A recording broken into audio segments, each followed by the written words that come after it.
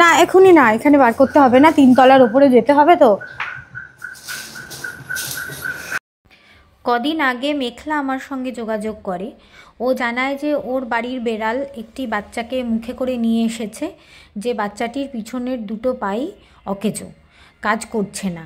এরকম একটি বাচ্চাকে ওর বাড়ির বেড়াল মুখে করে নিয়ে এসেছে। সেটি সম্ভবত ওর নিজের বাচ্চাও নয়, সেটিকে ও কোথার থেকে একটা মুখে করে নিয়ে এসেছে। তো এই বেড়ালটির অ্যাডপশনের একটা ব্যবস্থা করে দিতে। তো আমি কয়েকজনের সঙ্গে কথা বলি, যদিও জানতাম যে অ্যাডপশনটা সহজ নয়, তার কারণ নর্মাল বাচ্চারাই ঘর পায় না, সেক্ষেত্রে এর পিছনের দুটো পা কাজ করে না। এই বাচ্চার ঘর পাওয়াটা খুবই টাফ, খুবই, এবং ঘর পেলেও খুব এক্সপিরিয়েন্সড হাত দরকার, যেখানে ওকে ভালোবাসতে পারবে, ভালো রাখতে পারবে, বুঝতে পারবে। কাজেই আমি খুব একটা যে আশাপ্রদ ছিলাম এরকমটা নয়, তবু আমি 2-1 জনের সঙ্গে কথা বলি, কিন্তু তারা শেষমেশ নিতে রাজি হয় না। তারপর মেঘলা আমাকেই অনুরোধ করে যে তুমি যদি নাও তাহলে বাচ্চাটা বেঁচে যাবে, যেহেতু আমি বংশীকে এর আগে ট্রিটমেন্ট করে বাঁচিয়েছি। কিন্তু একটা কি হয়, মানুষের তো একটা লিমিটেশন থাকে, আমারও সেটা আছে। আমার 5টি বেড়াল ছোট ফ্ল্যাটে, এবং মানে আমার অর্থনৈতিক অবস্থা যাই হোক, আমি সেটা বারবার বলতে চাই না, কারোর ভালো অবস্থা হলেও এতগুলো বাচ্চার দায়িত্ব নিলে কিন্তু সেক্ষেত্রে একটা সমস্যা হয়ই তাদের। কারণ শুধু তো খাওয়ার ব্যাপারটা নয়, তাদের ভ্যাকসিনেশন আছে, অসুখ বিসুখ হলে ওষুধপত্রের ট্রিটমেন্টের হিউজ খরচ, তাই দুশ্চিন্তা চলেই আসে। এইটাকে দেখো অনুসন্ধান করতে এরকম করে না, এরকম করে না, না না ওষুধ খাবো না, ঠিক হয়ে যাবে কোন বাদে। ভালো হচ্ছে না তো তুমি। তারপর আমি সারথী এবং ভোর দুজনের সাথেই আলোচনা করি যে আমি কি করব এরকম একটি বাচ্চা, এবং বাচ্চাটি বটবুড়োর মতো দেখতে, সেটাও একটা দুর্বলতার কারণ। শেষমেশ ওদের সাথে কথা বলে আমি সিদ্ধান্ত নিই যে ঠিক আছে, আমি ওকে নিয়ে ট্রিটমেন্ট করাই, দেখি কত দূর কী করতে পারি।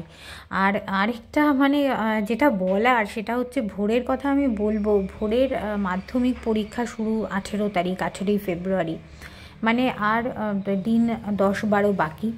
তো আমি এই কারণে ওকেই বারবার জিজ্ঞাসা করেছিলাম যে আমি তো এটা নিয়ে, একে নিয়ে আবার এই ট্রিটমেন্টের পেছনে আমাকে অনেকটা সময় দিতে হবে, এবং কলেজ ইত্যাদি সব কিছু সামলে আমাকে সেই সময়টা দিতে হবে। তারপরে ভোরের পরীক্ষা, মানে আমি ভোরের জন্য কতটুকু সময় আমি দিতে পারবো। কিন্তু ভোর বলে যে তাতে ওর কোনো অসুবিধা হবে না, তুমি ওকে নিয়ে এসো, আমরা সামলে নেব।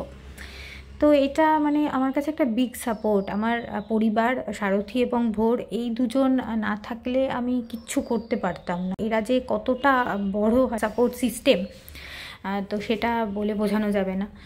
যাই হোক, আমি ওকে নেওয়ার সিদ্ধান্তটা নিয়েছি। আমি জানি না আমি কতদূর কি করে উঠতে পারবো, আশা করি আমি খুব চেষ্টা করব, এটুকুনি বলতে পারি, এটুকুনি করব আমি। এখন মেঘলা চলে যাচ্ছে, ওর সঙ্গে দেখা করে নিল, এখন ওকে আমরা টাটা করে দেব। আবার একটা লড়াই শুরু হতে চলেছে। টাটা করে দাও, এখান থেকে টাটা করে দাও। হ্যাঁ আসবো 100 বার।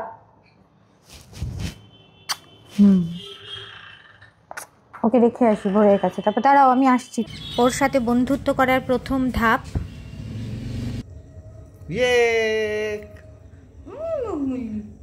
মুখে মাছ হয়ে গেল। মুখে মাছ।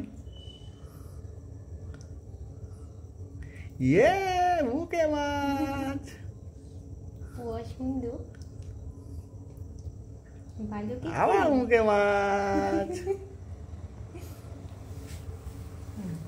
আবার মুখে মাছ। হ্যাঁ, মেঘলা চলে যাওয়ার পরে আমরা ওর সঙ্গে প্রথম বন্ধুত্ব করলাম খাবার দিয়েই, কারণ বটকেষ্টর সঙ্গেও তাই করেছিলাম, সবার সঙ্গেই সেরকমভাবেই বন্ধুত্ব গড়ে উঠেছিল আমাদের। ভোর ওকে একটু একটু মাছ খাওয়াচ্ছে, ও খাচ্ছে আমার কোলে, এভাবেই আস্তে আস্তে বন্ধুত্ব হয়ে যাবে।